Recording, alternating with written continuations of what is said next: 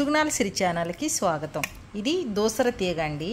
దీన్ని ఈ ఆకుని ఇలా కొన్ని నీళ్లు పోసేసుకొని బాగా నలిపేసి పక్కన పెట్టుకున్నాం అనుకోండి. ఒక 10 నిమిషాలు పావు గంటకే ఒక జల్లులాగా వచ్చేసిద్ది అన్నమాట. అది ఎలా జల్లులాగా వచ్చిద్దో చూద్దాము. అందుకని ఫస్ట్ మీకు ఇది చూపించాక దోసర తీగ అంటే ఎలా ఉంటుంది, దానివల్ల ఉపయోగాలు అంటే ఏంటి చెప్పుకుందామని ఫస్ట్ దీన్ని కలిపి ఇడపెట్టేసుకుంటున్నాను. దోసర తీగ అంటే ఇలా ఉంటుందండి. ఈ దోసర తీగ అనేది ఆకు పోల్చుకోండి, ఇలా ఉంటుంది. ఈ దోసర తీగ మామూలుగా ఒక కంచెలాగా పెరిగిద్దండి. ఇదంతా నేను ఆకు తుంచి పెట్టాను కదా, చాలా స్ట్రాంగ్, అస్సలు ఎరగదు.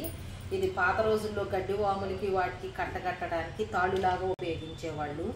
ఎద్దులకి వాటికి గాయాలైనప్పుడు ఆ గాయాలని వాళ్ళు బాగు చేయాలి అని అనుకుంటే ఇది నూరి పెట్టేవాళ్ళు అనమాట. గాయాలు బాగవుతాయి. మరి మనుషులకి ఎలా ఉపయోగమో ఇప్పుడు చెప్పుకుందాము. ఈ దోసర తీగ వచ్చేసి మనుషులకి ఎలా ఉపయోగం అంటే, సంతానలేమితో బాధపడే వాళ్ళకి ఎటువంటి IVFలు కానీ ఎటువంటి టెస్టులు కానీ ఏమీ లేకుండానే పాత రోజుల్లో ఈ దోసర తీగ జ్యూస్ ఇచ్చేవాళ్ళు.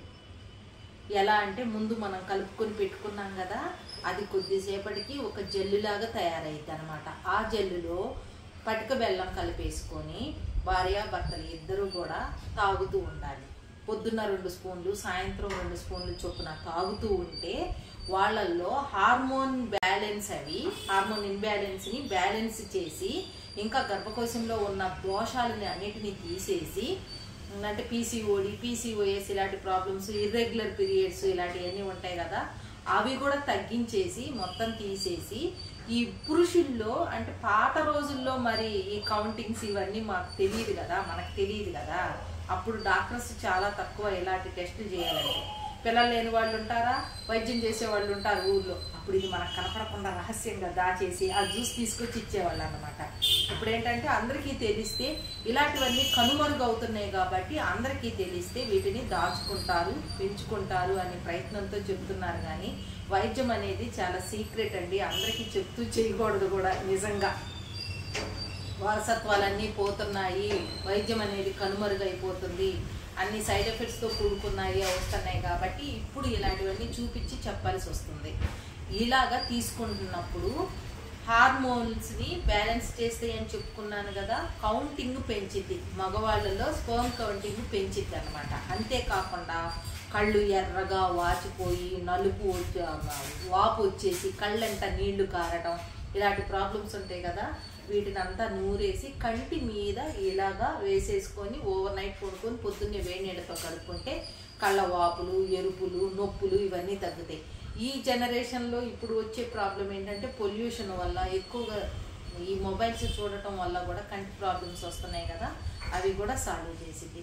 మరి ఇంకెందుకు ఆలస్యం, ఇలాంటివన్నీ కూడా, ఇలాంటి రహస్యాలు ఇలాంటివన్నీ కూడా మీకు కావాలి అని అంటే తప్పనిసరిగా సుగుణాల సిరి ఛానల్ని సబ్స్క్రైబ్ చేసుకోవాల్సిందే.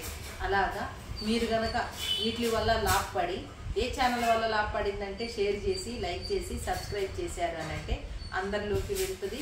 మంచిగా రూపాయి ఖర్చు లేకుండా, ఎటువంటి సైడ్ ఎఫెక్ట్స్ లేకుండా ఇలాంటి వాటిని గుర్తించి మీరు చేసుకొని మీకు వచ్చిన ఉపయోగాలు అందరికి తెలియజేస్తారని అనుకుంటున్నాను.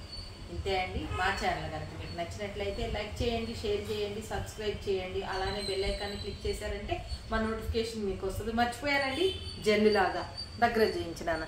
ఇది చూడండి, మీ ముందే కలిపాను కదా, జల్లు అయిపోయింది కదా. ఇది నేను చేత్తో నలిపితేనే ఇలాగయిందండి.